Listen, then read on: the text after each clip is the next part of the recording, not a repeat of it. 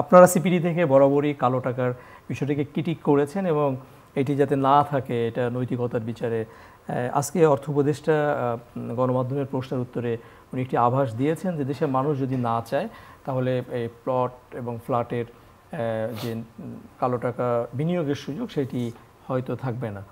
বিষয়টিকে আপনি কীভাবে মূল্যায়ন না, আমি তিনি যে একটা পুনর্বিবেচনা করার একটা আভাস দিয়েছেন এটা ইতিবাচক।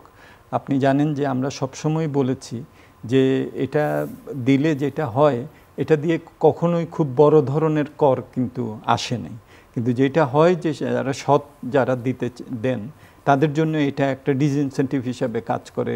আবার অনেকে মনে করেন যারা ফাঁকি দিতে চান যে আমি এখন যদি না দেই তাহলে পরে দিতে পারি, ওই টাকাটা আমি যদি ব্যাংকে রেখে দিই আমি ওটা থেকে সুদ পেতে পারবো, পরে আমি দিয়ে দিলাম বা দিলামই না।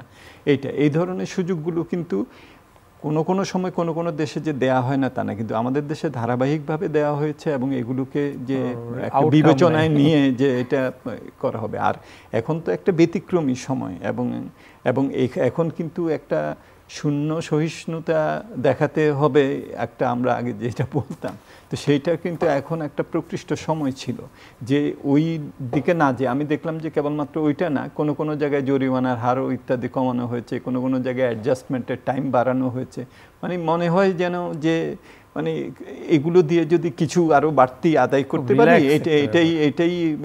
এটাই হলো আমার স্ট্র্যাটেজি। কিন্তু কিভাবে আমি এগুলোকে ধরতে পারি, দেখেন আমরা তো সবসময় বলি যে আমাদের রেভিনিউ জিডিপি রেশিও এটা 9%-এর মতো হয়তো হবে, হ্যাঁ এটা চলমান 8 আছে, এখন হয়তো আরেকটু বাড়বে, বা যদি জিডিপির আকার ছোট হয় তাহলে হয়তো পার্সেন্টেজটা বাড়তে পারে। কিন্তু জনগণ যেইটা দেয় সেইটার সাথে যদি জিডিপি না কোন রাজস্ব যা আমরা দেই এবং জিডিপি রেশিও করলে এটা কি 9% হবে? এটা তো বেশি হবে, আমরা জানি অনেক লিকেজ আছে, তাই না? সো এটা হলো একটা।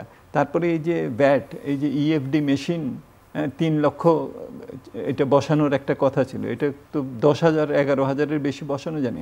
এই সময়টাতেই তো ছিল একটা সুযোগ যে এই জায়গাগুলোতে আমি জোর দিব, যে জায়গাগুলোতে লিকেজ আছে, যে জায়গাগুলোতে পাবলিক দেয়, ব্যবসায়ীরা দেন, উদ্যোক্তারা দেন, কিন্তু সরকারের কাছে যায় না, ভ্যাট ইত্যাদি। সো এই বিষয়গুলোকে কিন্তু আমরা জোর না দিয়ে আমরা একটা সুযোগ দিলাম যে সাদা করার যেটা, বরং এখানে তো যে জায়গাগুলোতে কিছু আমরা জানি যে লিগাল ইনকাম অনেক সময় ইললিগাল হয়ে যায়, যেটা রিয়েল এস্টেট পারচেজের ক্ষেত্রে হতো। এখন এখন ট্যাক্স বাড়িয়েছে ঠিকই, কিন্তু ওই জায়গাগুলোতে হাত দিলে যাতে লিগাল ইনকামটা ইলিগাল না হয় সেটার একটা ব্যবস্থা করা।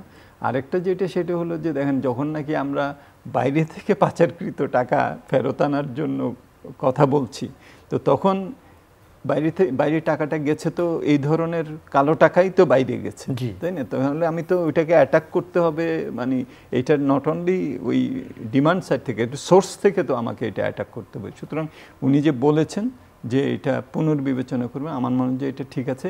একই সাথে আমাদেরকে উনি কেন এটা দিয়েছিলেন, মানে উনি মনে করেছিলেন যে এটা থেকে যদি কিছু রাজস্ব আয় হয়, দ্বিতীয় যে আমি যদি একবার এটাকে নেটের মধ্যে নিয়ে আসতে পারি, ও যদি ডিক্লেয়ার করে তাহলে পরবর্তীতেও এটা তাহলে আমার একটা সোর্স হবে পরবর্তীতেও। সো এই দুইটা কারণে সাধারণত করা হয়, কিন্তু ওইটা দিকে খুব একটা তো লাভ তো হয় না, বরং আমরা কিভাবে প্রযুক্তিকে ব্যবহার করে আমরা এই নেটটা কিভাবে আরও বাড়াতে পারি। আপনি জানেন যে আমাদের 1 কোটির উপরে তো টিমধারী আছেন, আমাদের তো দেন হলো 40 লাখের মতো করা হয়, তার মধ্যে 15-16 লাখই হলো যে জিরো ইনকাম ট্যাক্স দেখানো হয়। সো এই জায়গাগুলোতে কিন্তু একটা বড় ধরনের একটা ধাক্কা দেওয়া দরকার। আমার মনে হয় যে অ্যাটেনশনটা যদি ফোকাসড হয় ওই জায়গাটাতে, তাহলে ওনার যে রাজস্ব আদায়ের যে চিন্তা থেকে উনি ওইটা করেছিলেন সেটারও প্রয়োজন হবে না।